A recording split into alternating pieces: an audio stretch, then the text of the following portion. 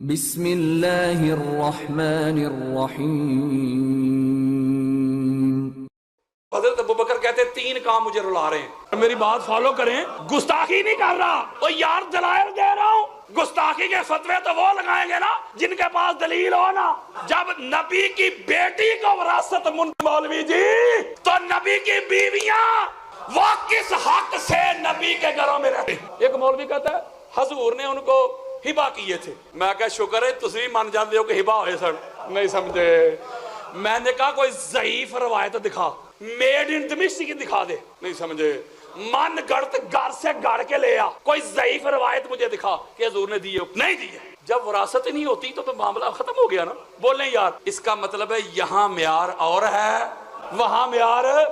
اگلی بات، یہ بڑا خوبصورت جملہ ہے، مولوی صاحب کہتے ہیں نہیں علم وراثت ہوتی ہے، علم انبیاء کا جو علم ہوتا ہے نا وہ تقسیم ہوتا ہے، اس کی وراثت ہوتی ہے، مال کی نہیں۔ تو لہٰذا بی بی پاک کی علم وراثت تھا، نہیں سمجھ رہے۔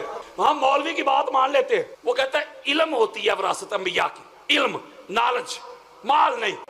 تو لہٰذا حضور کی بھی وراثت علم تھا۔ چلو جی گل مک گئی۔ اس کا مطلب ہے نبی کی وراثت تھا علم، تو وراثت ملتی ہے گھر والوں کو کہ دوست یاروں کو؟ وہ جاگو، دوست یاروں کو ملتی ہے۔ تو پتہ چلا اگر علم بھی وراثت ہے نا مولوی جی، تو نبی کے علم کی جو وارثہ ہے وہ پاک سیدہ ہے۔ تو جس کو نبی کا علم ملے ابو بکر سے تو علم زیادہ ہی ہوگا نا۔ ہوئے ہوئے ہوئے ہوئے، جب بی بی پاک فرما رہی ہیں کہ انبیاء کی وراثت ہوتی ہے، مسئلہ فقط یہ ہے کہ میں ادھر سے آ رہا ہوں، ہم نے دو تین جگہ پہ ایڈریس پوچھا کسی سے کہ یہ گاؤں کا نام لے کے، پیچھے کوئی ایک اور بندہ گاڑی والا آ جائے، ذاکر صاحب آ جائے پیچھے سے، یہ ہمیں پوچھیں قادری صاحب وہ ابیالہ نام ہے گاؤں کا، ابیالہ وہاں جانا ہے تو راستہ تو بتا دے۔ تو میں کہوں گا قبلہ میں تو خود پوچھ رہا ہوں، نہیں سمجھے۔ انہوں نے دین لیا ہے پوچھنے والوں سے۔ وہ یار مجھے خود پتہ نہیں، ہو سکتا ہے ان کو ادھر بھیج دوں، جانا ادھر ہے بھیج ادھر دوں۔ انہوں نے دین لیا ہے پوچھنے والوں سے، دین کے وارثوں سے نہیں لیا۔ اور اگلی بات بڑی خاص ہے، یہ بھی ہماری کتاب، میں آپ کے سامنے کوئی 150 کتابوں کے حوالے رکھ سکتا ہوں۔ اگر یہی بات تھی تو پھر حضرت ابوبکر صدیق جو ہیں، حضرت عبد الرحمن بن عوف روایت کرتے ہیں رضی اللہ تعالیٰ عنہ، وہ کہتے ہیں جب حضرت ابوبکر بیمار تھے نا، جس بیماری میں ان کا وصال ہوا ہے، وہ کہتے ہیں میں گیا ان کی عیادت کے لیے، تو جا کے ان کے پاس بیٹھ گیا، یہ اہل سنت کی کتابیں دے رہا ہوں، پاس بیٹھ گیا تو انہوں نے رونا شروع کر دیا تو میں نے پوچھا کہ ابوبکر آپ کیوں رو رہے ہیں؟ تو حضرت ابوبکر کہتے ہیں تین کام مجھے رلا رہے ہیں۔ یارو میں حضرت ابوبکر صدیق کی بات کر رہا ہوں۔ وہ کہتے ہیں کون سے تین کام؟ فرمایا ایک تو وہ ہے، کاش، جملہ سنیں، کاش میں عمر بن خطاب کو فاطمہ الزہرا کے گھر نہ بھیجتا، اس کی تلاشی کے لیے، جملہ سنیں، تلاشی کے لیے، بے شک ادھر میرے قتل کی پلاننگ بھی ہو رہی ہوتی، نہ بھیجتا۔ ایک دوسرا کہتے خالد بن ولید کو مالک بن نویرہ کے قتل کے لیے نہ بھیجتا۔ دو، تیسرا کہتے بی بی پاک آئی تھی فتح کے لیے، کاش اس کو خالی نہ موڑتا۔ یہ میں اہل سنت کی کتابیں دے رہا ہوں، شیعہ نہیں۔ مولوی جی حضرت ابوبکر صدیق تو خود اقرار کر رہے ہیں کہ یہ تینوں کام جو ہیں مس ہینڈلنگ ہوئی ہے مجھ سے، کاش یہ کام میں نہ کرتا۔ روتے رہے، معافی مانگنے کے لیے جاتے رہے، وہ تو معافی مانگنے کے لیے جاتے رہے، روتے رہے، وہ تو اس کو تسلیم کر رہے ہیں۔ اور مولوی صاحب آج بھی کہہ رہے ہیں کہ موقع تھا نا کہ جب فتح مانگ رہی تھی تو معاذ اللہ خطا پر تھی، گجرانوالہ کے مسجد سے لے کے ہائی کورٹ تک 40 گھنٹے دلائل دے کے اس کو کھینچا تھا میں نے، آمنے سامنے خطبہ جمعہ ہوتا تھا۔ جب اہل بیت اطہار پہ کوئی بھونکتا ہے، ملک کی انتظامیہ کو کوئی ان کے کان پہ جونک تک نہیں رینگتی، اور کوئی صحابہ کی گستاخی کرے بھی نہ اس پر ایف آئی آر ہو جاتی کہ گستاخی ہو گئی۔ اس کا مطلب ہے کہ صحابہ کے لیے ان کا معیار اور ہے، اہل بیت کے لیے ان کا معیار اور ہے۔ یہ ہے اس ملک کی حالت۔ میں آپ کے سامنے 3 ایف آئی آر لے کے بیٹھا ہوں اور میرے سر پہ قرآن رکھو، کسی کی گستاخی نہیں کی، قرآن پڑھا ہے، حضور کا فرمان پڑھا۔ ہو سکتا ہے اس گفتگو کو بھی کہیں گے گستاخی ہو گئی، میں کوئی گستاخی کر رہا ہوں، کسی کو گالی دی، قرآن پڑھ رہا ہوں، حدیث پڑھ رہا ہوں۔ علم پوری کائنات میں حضور کے بعد سب سے زیادہ علم اور نالج مولا علی کے پاس ہے نا، بولیں یار، پوری کائنات میں حضور کے بعد جس کے پاس سب سے زیادہ علم ہے اس کا نام ہے علی ابن ابی طالب۔ سنو میں اہل سنت کی کتابیں دے رہا ہوں۔ اسی طرح عصر کی نماز ہوئی، حضور نے پوچھا بھائی بتاؤ عورت کی سب سے اعلیٰ خوبی کیا ہے؟ ہر صحابی نے اپنی اپنی علمی سطح کے مطابق جواب دیا۔ مولا علی علیہ السلام بھی عرض کرتے یا رسول اللہ عورت کی سب سے اعلیٰ خوبی یہ ہے، خصلت یہ ہے کہ وہ غیر محرم کو نہ دیکھے. حضور علیہ السلام خاموش ہو گئے. بات بڑی خاص ہے, ہاتھ جوڑ رہا ہوں, سادات کے قدم چوم رہا ہوں.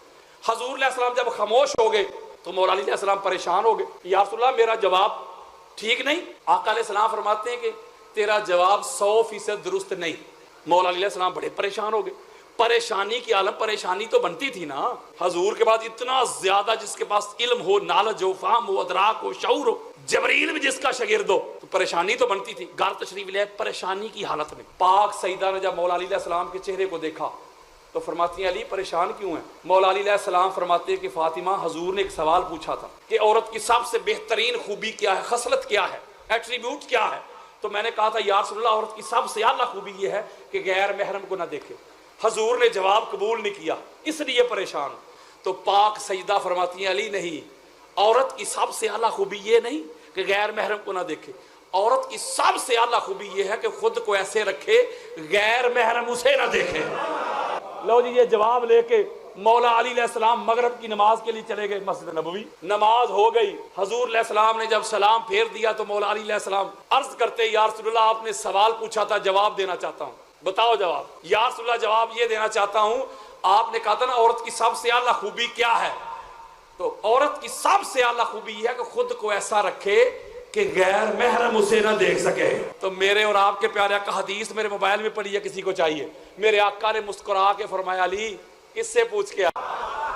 یا رسول اللہ فاطمہ تو زہرا سے پوچھ کے آیا ہوں. قال رسول اللہ صلی اللہ علیہ وآلہ وسلم ان فاطمہ تو بضعۃ منی. میرے آقا فرماتے ہیں ہاں علی, اس کا جواب فاطمہ ہی دے سکتی تھی, فاطمہ میرا ٹکڑا ہے. مولوی جی حیا کر, شرم کر, اگر غیرت ہے تو جا چلو پر پانی میں ڈوب مر.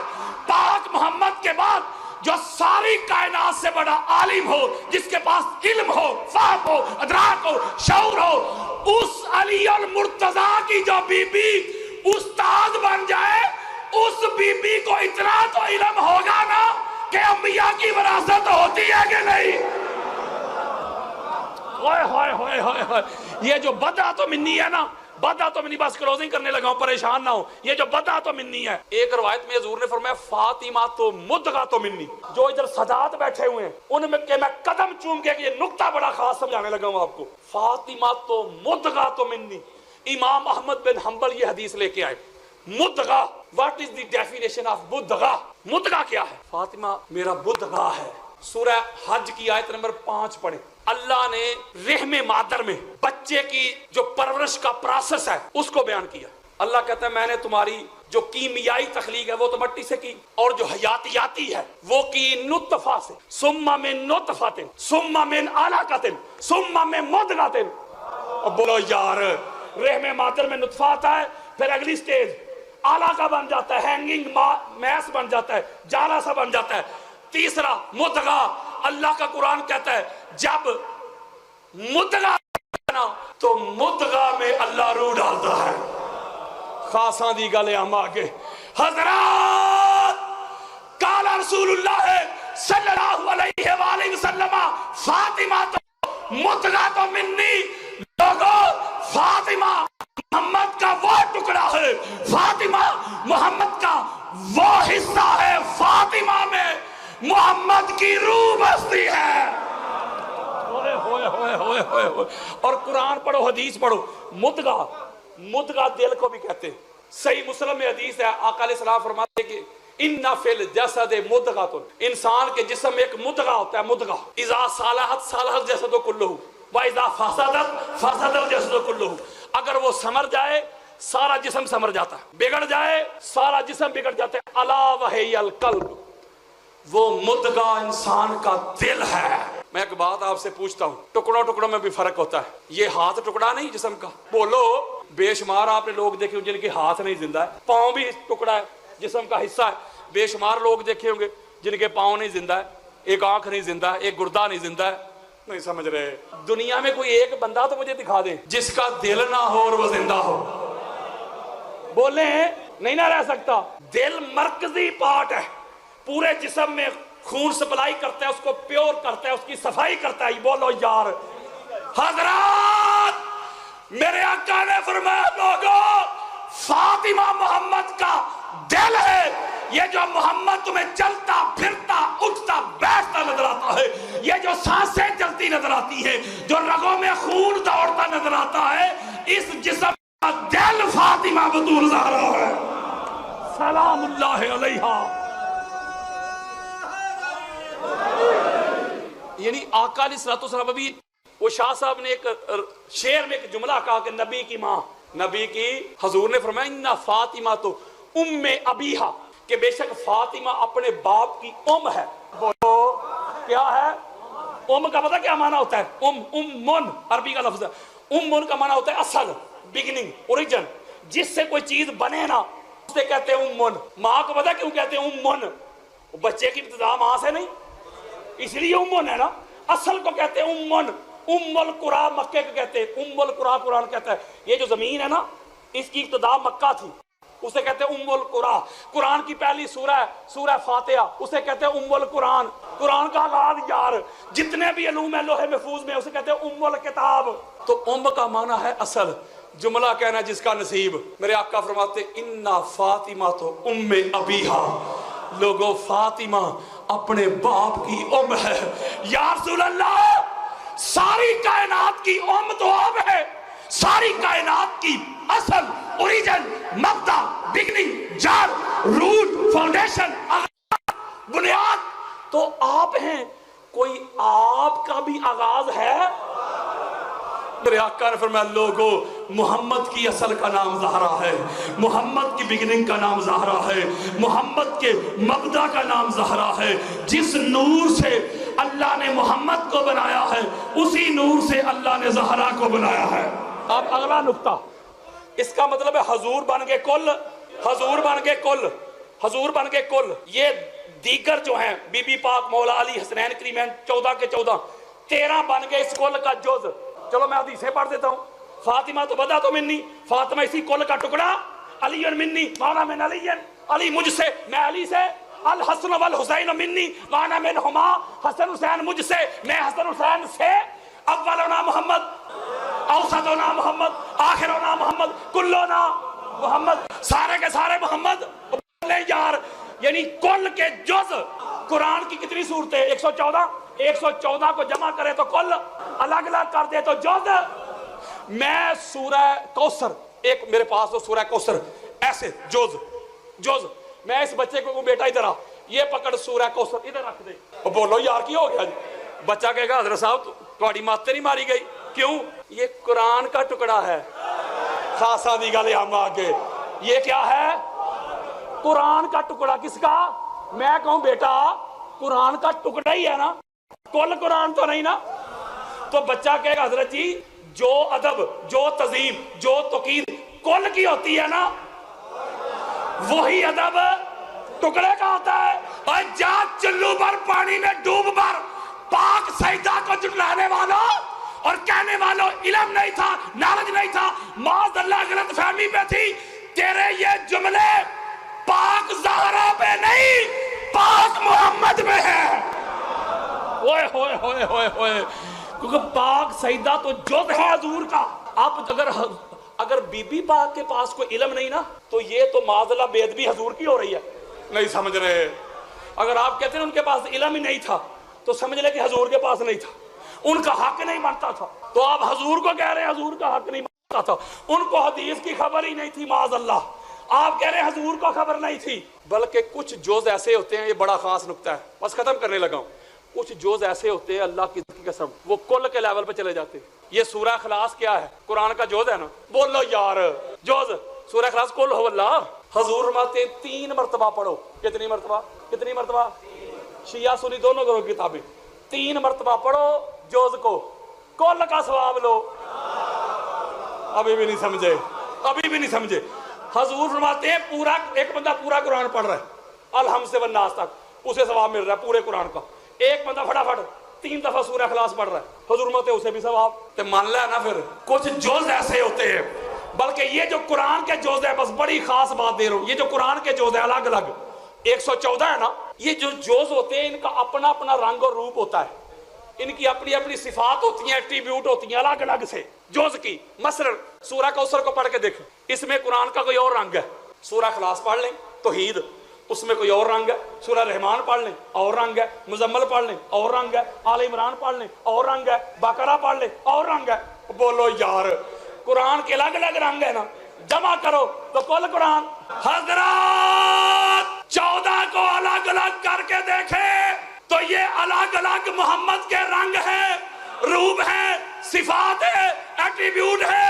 کسی نے محمد کی عظمت دیکھنی ہو علی کو دیکھ لو، کسی نے محمد کی سلو کا امن کا رنگ دیکھنا ہو حسن ابن علی کو پڑھ کے دیکھ لو، کسی نے محمد کی سری شہادت کا رنگ دیکھنا ہو حسین ابن علی کو پڑھ کے دیکھ لو، کسی نے محمد کے علم کو گین کرنے کا رنگ دیکھنا ہو باقر العلوم کو پڑھ کے دیکھ لے، کسی نے محمد کی فقہ کا رنگ دیکھنا ہو جعفر صادق کو پڑھ کے دیکھ لو، کسی نے محمد کی رضا کا رنگ دیکھنا ہو موسیٰ کاظم کو علی رضا کو پڑھ کے دیکھ لے، محمد تقی کو علی نقی کو پڑھ کے دیکھ لے، تقویٰ طہارت کا رنگ دیکھنا ہو، کسی نے بدر کے کمانڈر کا رنگ دیکھنا ہو حسن عسکری کو پڑھ کے دیکھ لو، کسی نے حضور کی شان مہدیت کا رنگ دیکھنا ہو تو محمد مہدی کو پڑھ کے دیکھ لو، حضور علیہ السلام کی انوارت جلیات کا پرتو دیکھنا ہو تو پاک بطول کی سیرت کو پڑھ کے دیکھ لو.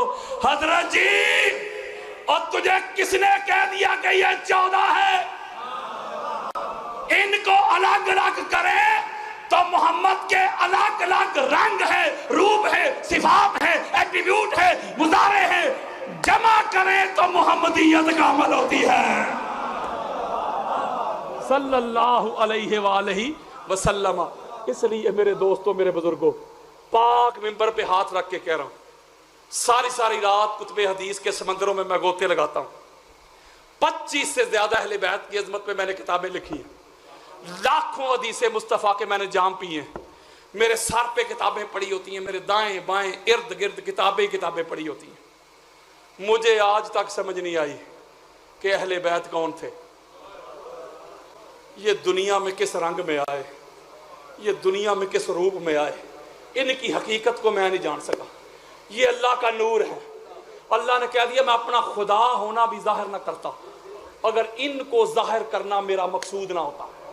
اسی لیے میرے اور آپ کے پیارے آقا نے فرمایا تھا ابو بکر علی کون ہے، علی کیا ہے، علی کی حقیقت کو جاننے کی کوشش نہ کرنا.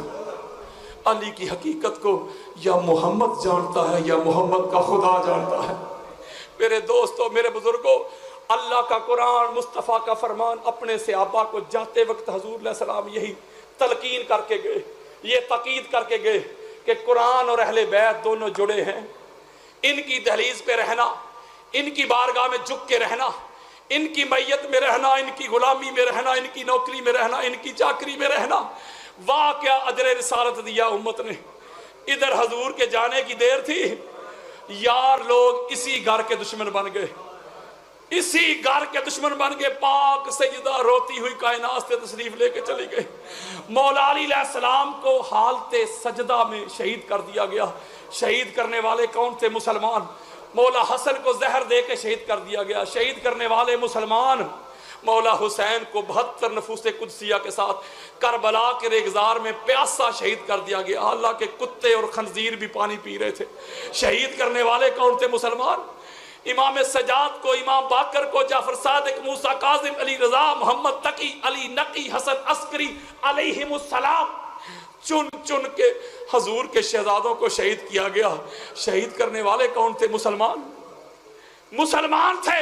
جس گھر سے دین لیا، جس گھر سے ہدایت ملی تھی، جس گھر سے نماز ملی، جس گھر سے روزہ ملا، جس گھر سے حج اور عمرے ملے، جس گھر سے قرآن ملا، جس گھر سے انسانیت ملی، جس گھر سے توحید ملی، جس گھر سے رسالت ملی، جس گھر سے امامت ملی، جس گھر سے عدالت ملی، جس گھر سے فصاحت ملی، جس گھر سے بلاغت ملی، جس گھر سے نفاست اور طہارت ملی، جس گھر سے اخلاق اور کردار ملے، گفتار ملی، اسی گھر کے دشمن بن گئے. میرے دوستوں، میرے بزرگوں، میرے سنی بھائیوں، اوے رب دا واسطہ جے اہل بیت کو شیعہ کے کھاتے میں ڈال کے کبوتر کی طرح اپنی آنکھیں بند نہ کرنا. اگر اہل بیت عقیدے سے نکل گئے، اگر اہل بیت ایمان سے نکل گئے، اگر اہل بیت نماز سے نکل گئے، روزے سے نکل گئے، حج سے نکل گئے، عمرے سے نکل گئے، نہ نماز رہے گی، نہ روزہ رہے گا، نہ حج رہے گا، نہ دین رہے گا، نہ اسلام رہے گا، نہ ایمان رہے گا. اہل بیت کے بغیر گزارا نہیں، اہل بیت کے بغیر چارہ نہیں. میں نگر نگر، ملک ملک، بستی بستی، قریہ قریہ، گاؤں گاؤں یہ صدا دے رہا ہوں، یہ ندا دے رہا ہوں، یہ پکار دے رہا ہوں، یہ آواز دے رہا ہوں. میں حضرت ابو ذر غفاری کی سنت کو ادا کر رہا ہوں. آؤ اس گھر کے منتے بنو، اس گھر کے بھکاری بنو. اپنا اوڑھنا بچھونا، جینا مرنا، اٹھنا بیٹھنا، اس گھر کی غلامی کر لو، نوکری کر لو، چاکری کر لو. امام ابن عساکر اپنی تاریخ میں ایک روایت لے کے آئے، اس پہ ختم کرنے لگا ہوں، 2 لائنیں ہیں. وہ روایت لے کے آئے کہ ایک روز امام ابن عساکر، پڑھی لکھی بات کر رہا ہوں، وہ کہتے ہیں ایک روز غازی عباس علیہ السلام شہزادہ علی اکبر کو نیزہ بازی کا فن سکھا رہے تھے. ان کے شاگرد جو تھے ان کو تربیت کر رہے تھے، جو جنگی مشقیں ہوتی ہیں کہ بیٹا اس طرح نیزے کو روکتے، اس طرح چلاتے، اس طرح تلوار اس طرح چلاتے. ان کو اس کی پریکٹس کرا رہے تھے. خیمے کی اوٹ میں پاک محمد کی پاک بیٹی سیدہ زینب سلام اللہ علیہا وہ یہ منظر دیکھ رہی تھی. اپنی بیٹی کو گود میں بٹھا کر اس کے منہ میں لقمے ڈالنے والوں، اپنی بیٹیوں کی زلفیں سنوارنے والوں، اپنی بیٹیوں کو شہزادی رانی کہنے والوں، ان کے لاڈ لڈانے والوں، بڑے بازار میں آپ کی بیٹی کا نام آ جائے تو مرنے مارنے پہ اتر آنے والوں، کوئی میری بیٹی، کوئی آپ کی بیٹی، کوئی زید کی بیٹی، کوئی بکر کی بیٹی. یہ محمد کی پاک بیٹیاں جن کے نموز کے لیے چاند چھپ جاتا تھا، سورج بادلوں میں گھس جاتا، ملک الموت دروازے پہ کھڑا رہتا، جبریل امین اندر جانے کی ہمت نہ کرتا، جن کو مدینہ کی گلیوں کی خبر نہیں تھی، بازار کا پتہ نہیں تھا کتنے موڑ ہیں، کتنے چوک ہیں. جنہوں نے نانا جان کی قبر انور کی زیارت کرنا ہوتی تو سیاہ رات کا انتظار کیا جاتا تھا. وہ پاک محمد کی پاک بیٹی ثانیہ زہرا، پاک سیدہ کی تو ثانی یہ ہے، بی بی زینب کی کوئی ثانی نہیں کائنات میں. آپ خیمے کی اوٹ سے یہ منظر دیکھ رہی ہیں. یکا یک اچانک مشق کے دوران، ایکسرسائز کے دوران غازی عباس نے نیزے کا منہ شہزادے علی اکبر کی طرف کر لیا. پاک سیدہ خیمے کی اوٹ میں یہ منظر دیکھ رہی تھی، بے ہوش ہو کے گر پڑی. سیدہ ام کلثوم صدا دیتی ہے، غازی عباس نیزہ نیچے کر لے. علی اکبر کی پھپھو جان بے ہوش ہو گئی ہے. پاک سیدہ مشق کے دوران، ایکسرسائز کے دوران آپ سے تو شہزادے علی اکبر کی طرف نیزے کا منہ ہونا بھی برداشت نہیں ہوتا تھا. اس وقت آپ پر مصیبت کے کتنے پہاڑ ٹوٹے ہوں گے. اس وقت آپ کی کیفیت، آپ کی برداشت، آپ کی حالت کیا ہوگی جو مولا حسین شہزادے علی اکبر کی چھاتی سے کچا تھا.